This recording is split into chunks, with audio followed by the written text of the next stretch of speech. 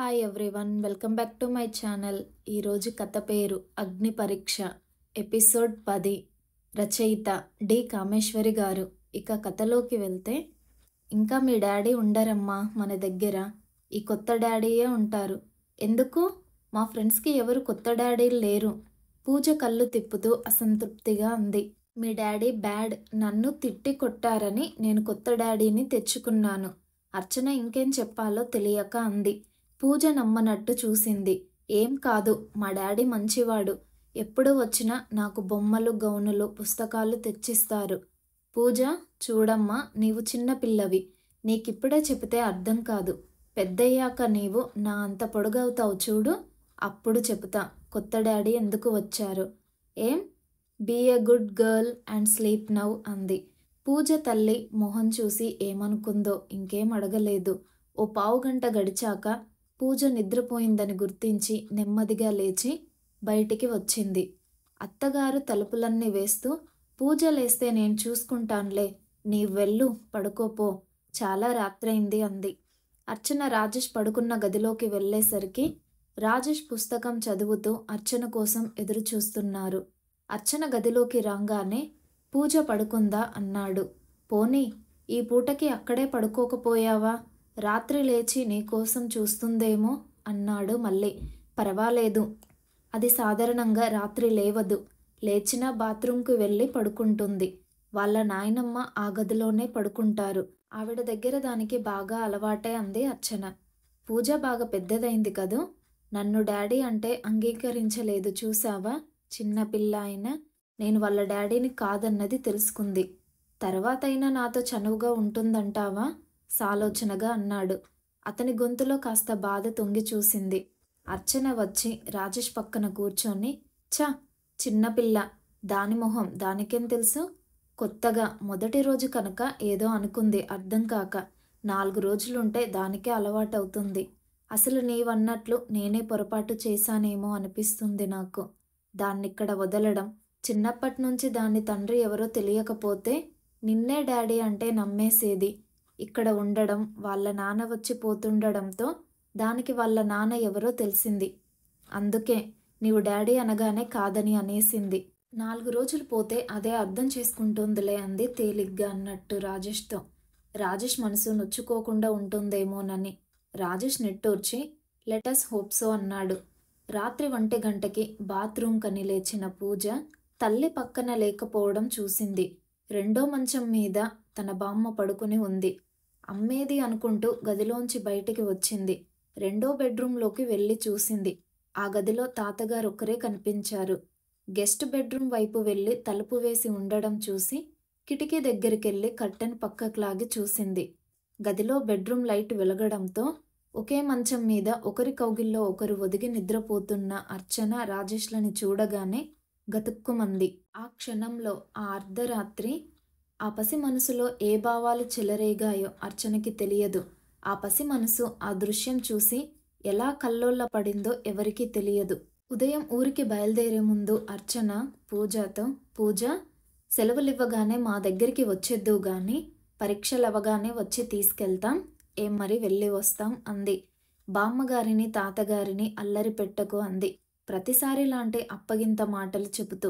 పూజ ప్రతిసారిలా తల్లికి ముద్దులిచ్చి టాటాలు చెప్పకుండా మూతి బిగించి తల్లి వంక మిడుక్కు మిడుక్కుమంటూ చూసింది. పూజ మొహంలో హావభావాలు అక్కడున్న ఎవరు గుర్తించలేదు, పట్టించుకోలేదు. రాజేష్ పూజ దగ్గరికి వచ్చి భుజం చుట్టూ చేయి వేసి ప్రేమగా, బాయ్ పూజ, పరీక్షలవ్వగానే ఢిల్లీ వచ్చేద్దువు గాని ఓకేనా అన్నాడు. పూజ అతని చేతిని భుజం మీద నుంచి తీసేసి చటుక్కున బామ్మ దగ్గరికి వెళ్ళిపోయింది. ఆ చర్యని పెద్దగా ఎవరు పట్టించుకోలేదు ఆ రోజు. ఇప్పుడు నీ హెల్త్ ముఖ్యం అర్చన. డాక్టర్ బెడ్ రెస్ట్ అన్నప్పుడు వంట అది చెయ్యకుండా పక్క మీద పడుకోవాల్సిన పరిస్థితిలో పాపని కూడా తీసుకొచ్చి ఇబ్బంది పడడం, ఇబ్బంది పెట్టడం ఎందుకు చెప్పు? అక్కడ అలవాటేగా, ఉండని. డెలివరీ అది అయ్యాక తీసుకురావచ్చు సునీత అంది. కానీ అత్తగారు వాళ్ళేం అనుకుంటారో. పూజ పాపం డిసప్పాయింట్ అవుతుందేమోనని చూస్తున్నాను. అర్చన సందిగ్ధంలో పడి అంది. అందుకే తీసుకువచ్చేద్దాం అన్నాను గదా, మనతో పాటే తనను కూడా. ఏదో కొన్నాళ్ళు ఇబ్బంది పడాలి మరి, రాజేష్ అన్నాడు. అమ్మని పిలిపిద్దామంటే ఆవిడ అసలు ఆయాసంతో పక్క మీద నుంచి లేవలేకపోతుందంట. అందుకే అర్చన అనవసరంగా పిల్లని తీసుకొచ్చి నెగ్లెక్ట్ చేసే కంటే ఈ ఏడాదికి అక్కడే ఉండని. స్కూల్‌కెళ్ళే పిల్లకి ఎన్ని చూడాలి చెప్పు? టిఫిన్ బాక్స్ ఇవ్వాలి, బస్సు వరకు దిగబెట్టాలి, దగ్గరుండి చదివించాలి. ఇవన్నీ ఎవరు చేస్తారు? ఉద్యోగం ఒకటి లేకపోతే నేను హెల్ప్ చేసేదాన్ని. ఈ పరిస్థితిలో పూజని ఈ ఏడాది ఒకటే కంటిన్యూ చెయ్యని సునీత సలహా ఇచ్చింది. అవునమ్మా, అంత విషాదంగా మీ వాళ్ళతో మాట్లాడండి. నువ్వు ఊరికే అనవసరంగా టెన్షన్ పెట్టుకోకు, మెహతా మందలింపుగా అన్నాడు. పరీక్షలయ్యాక పూజని తీసుకొద్దామనుకునే లోపల అర్చన నెల తప్పింది. మొదటి 2 నెలలు మంచినీళ్లు తాగినా వాంతి అయిపోతూ చిక్కి శల్యమైంది. మూడో నెల వచ్చిన దగ్గర నుంచి కొత్త కాంప్లికేషన్స్ పట్టుకుంది. బ్లీడింగ్ పట్టుకొని థ్రెటన్ అబోషన్ ప్రాబ్లం అయింది. డాక్టర్ కంప్లీట్గా పక్క మీద నుంచి కదలడానికి వీల్లేదంది. వాంతులు, నీరసం, బ్లీడింగ్ ఇవన్నీ చూసి అర్చన పేషెంట్ అయిపోయింది. ఇలాంటి స్థితిలో అర్చనను చూసుకోలేక, అటు ఆఫీస్కి ఎక్కువ రోజులు సెలవులు పెట్టలేక ఇబ్బంది పడుతున్న రాజేష్ అవస్థకి తోడు పాపని తీసుకొస్తే మరింత అవస్థ అవుతుందని ఈ ఏడాదికి అక్కడే ఉండనియ్యడం మంచిదని అందరూ నిర్ణయించుకున్నారు. ఫోన్లో పరిస్థితి చెప్పాడు రాజేష్. అయ్యో అలాగా, అర్చనని జాగ్రత్తగా ఉండమను. పూజదేముందిలే, మా దగ్గర నుంచి అసలు వెళ్ళననే అంటుంది. మేం చూసుకుంటాం దాని విషయం. తనకేం బెంగ వద్దని చెప్పు. ఇంకో ఏడాది మీ అమ్మాయి మా దగ్గర ఉండడం అంటే మాకు మరింత సంతోషం. డెలివరీ అది అన్నీ అయ్యి అర్చన మామూలయ్యాక తీసుకెళ్ళొచ్చులే బాబు అంది శకుంతలాదేవి. అర్చనకి మగపిల్లాడు పుట్టాడు.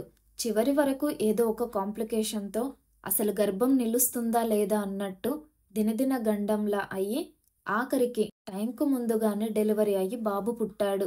చాలా బలహీనంగా 5.5 పౌండ్లు పుట్టిన బిడ్డని 1-2 నెలలు జాగ్రత్తగా చూడాలన్నారు. అర్చన జబ్బుతో చాలా నీరసపడిపోయింది. పురిటి వేళకి వదినగారు వచ్చి 1 రోజులు ఎలాగో ఉండి వెళ్ళింది. ఆవిడకి పిల్లలు, సంసారం. పక్కన సునీత ఉండి ఎంతో సహాయం చేసి వెళ్ళింది. ఇంట్లో పని మనిషి సాయంతో రాజేష్ ఆడపని మగపని అన్నీ చేసుకుంటూ అవస్థపడ్డాడు. ఏమిటో పాపప్పుడు ఏ ప్రాబ్లమూ లేదు, ఇప్పుడిలా అయింది ఎందుకు అంది అర్చన.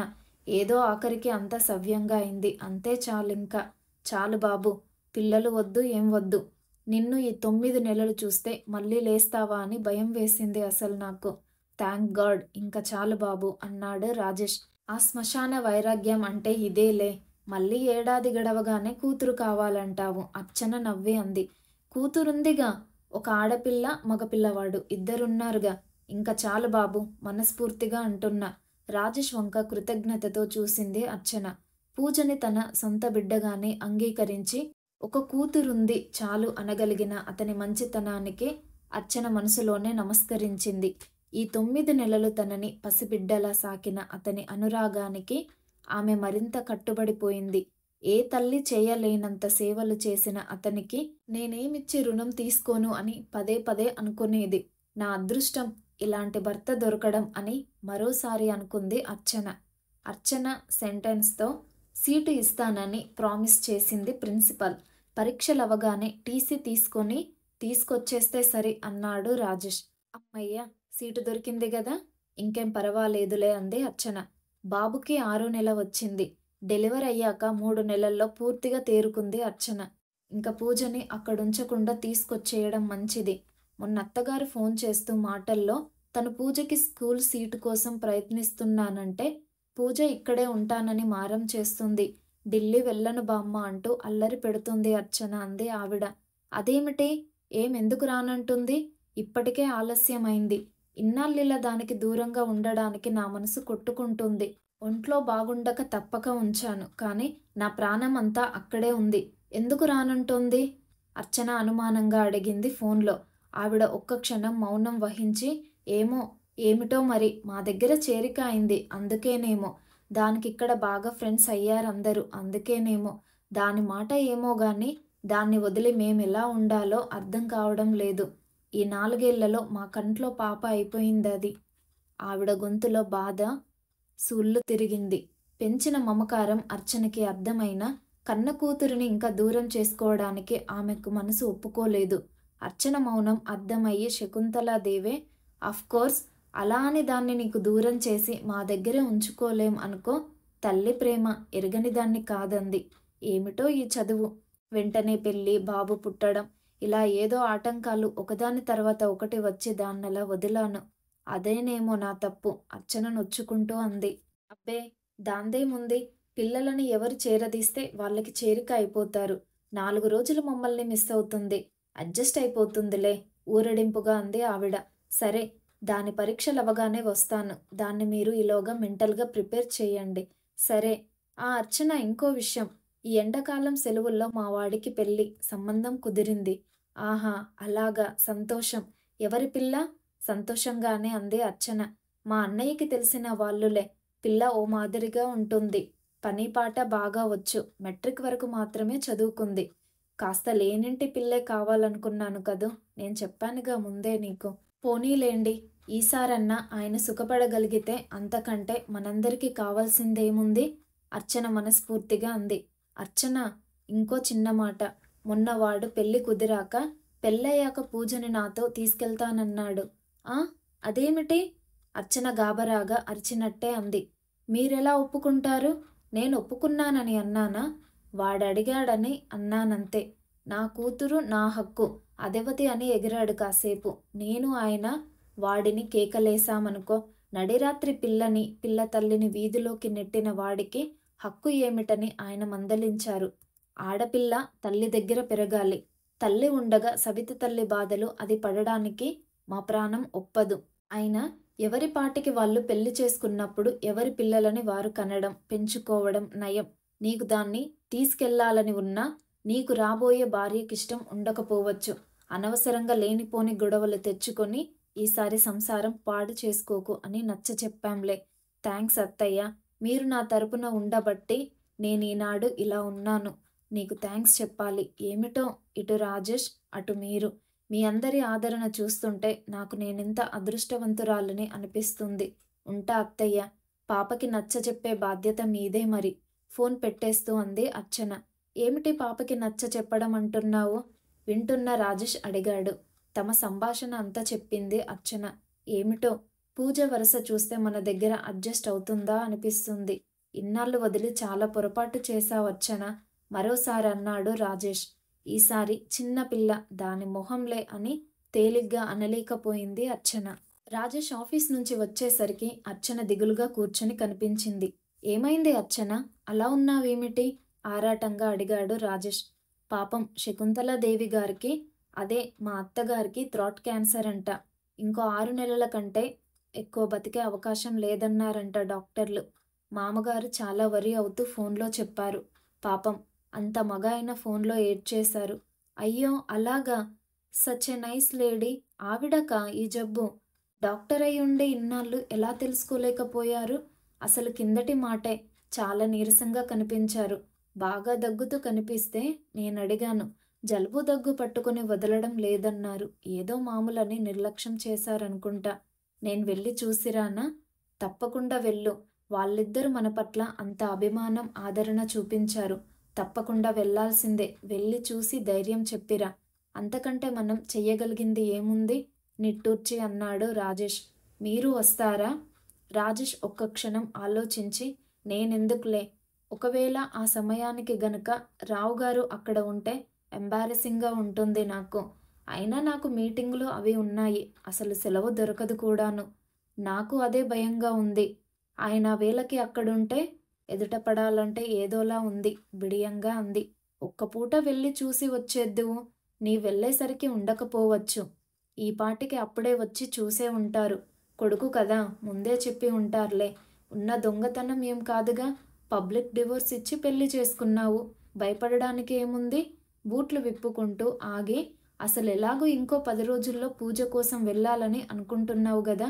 ఇంకో 4-5 రోజులు పోయాక బయలుదేరితే పూజ పరీక్షలవగానే వెంట పెట్టుకు రావచ్చు. అసలే ఆవిడ ఆరోగ్యం బాగోలేదు. ఇంట్లో పూజని చూసే వాళ్ళెవరూ ఉండరు. వెంటనే నీతో తీసుకొచ్చేసేయ్ అన్నాడు రాజేష్. అర్చన అంగీకారంగా తల ఊపింది.